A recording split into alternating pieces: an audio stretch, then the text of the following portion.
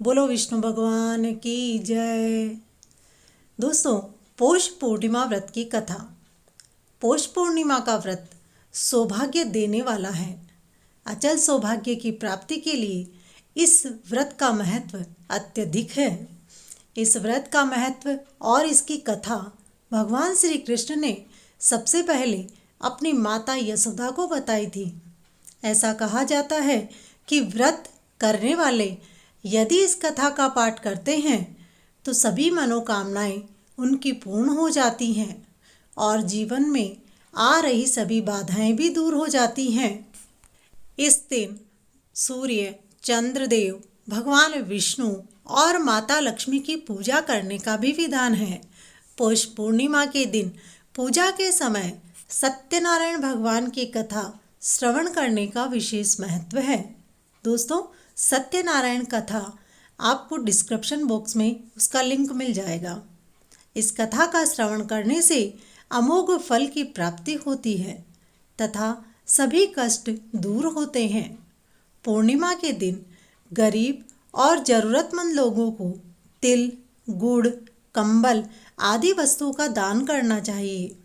पौराणिक मान्यता के अनुसार इस दिन माता दुर्गा ने भक्तों के कल्याण के लिए शाकंभरी के रूप में पृथ्वी पर अवतार लिया था। इसीलिए इसे शाकंभरी पूर्णिमा भी कहते हैं। पौराणिक कथा के अनुसार कार्तिका नामक नगरी में चंद्रहास नाम का एक राजा राज्य करता था।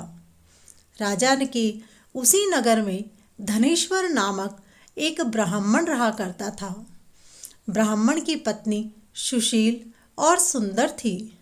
घर में धन धान्य की कोई कमी नहीं थी।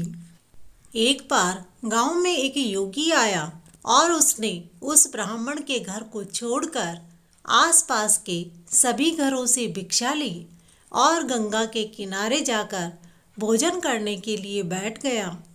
ब्राह्मण भिक्षा के अनादर से दुखी होकर धनेश्वर योगी के पास पहुंच गया और अपने घर से भिक्षा नहीं लेने का कारण पूछा। योगी ने इस सवाल का जवाब देते हुए कहा, हे विप्र, निसंतान के घर की भिक्षा पतितों के अन्न के समान होती है और जो पतितों के घर का अन्न खाता है वह भी पतित हो जाता है। पतित हो जाने के भय से मैंने तुम्हारे घर से भिक्षा नहीं ली। इसे सुनकर धनेश्वर बहुत दुखी हुआ और उसने योगी से ही संतान प्राप्ति का उपाय पूछा। उन्होंने बताया कि हे विप्र, तुम माँ चंडी की आराधना करो। माता के प्रसन्न होने से तुम्हें संतान की प्राप्ति अवश्य होगी। इसे सुनकर ब्राह्मण चंडी की आराधना करने के लिए वन में चला गया और नियमित रूप से माता चंडी की आराधना करके पूर्णिमा का उपवास करने लगा। उसकी भक्ति से प्रसन्न होकर माँ चंडी ने 16वें दिन ब्राह्मण को दर्शन दिए और पुत्र प्राप्ति का वरदान दिया। माता चंडी ने ब्राह्मण से कहा कि यदि तुम और तुम्हारी पत्नी लगातार 32 पूर्णिमा का व्रत करोगे तो तुम्हें संतान सुख प्राप्त होगा और वह दीर्घ आयु हो जाएगा। इस प्रकार पूर्णिमा का व्रत करने से तुम्हारी सब मनोकामनाएं पूर्ण होंगी। इसके प्रभाव से तुम्हें विशेष फल की प्राप्ति होगी। यह सुनकर धनेश्वर ब्राह्मण ने 32 पूर्णिमा का व्रत अपनी पत्नी सहित किया।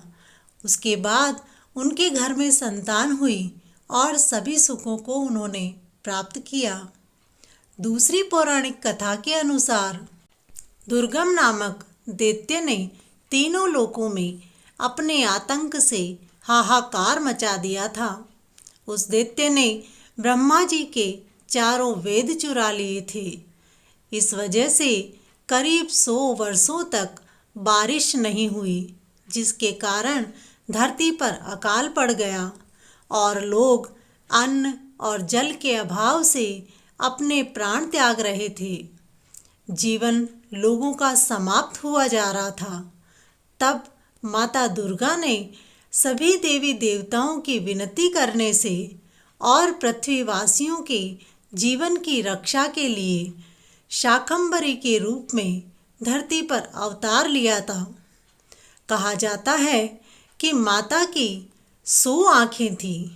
जब माता ने पृथ्वी पर इस प्रकार से हाहाकार मचा हुआ देखा तो उनकी आँखों से आंसू आए और वो आंसू धरती पर गिरे। तब धरती जलमग्न हो गई और एक बार फिर से धरती पर जल की पूर्ति हो गई और उसके बाद में माता ने दैत्य का अंत कर दिया। इसीलिए पौष पूर्णिमा को शाकंभरी पूर्णिमा के नाम से जाना जाता है। बोलो माता दुर्गा की जय, भगवान विष्णु की जय। दोस्तों, चैनल पर यदि नए हैं तो चैनल को सब्सक्राइब करें, एक लाइक करें और कमेंट करें। हमारे साथ कहानी सुनने के लिए धन्यवाद।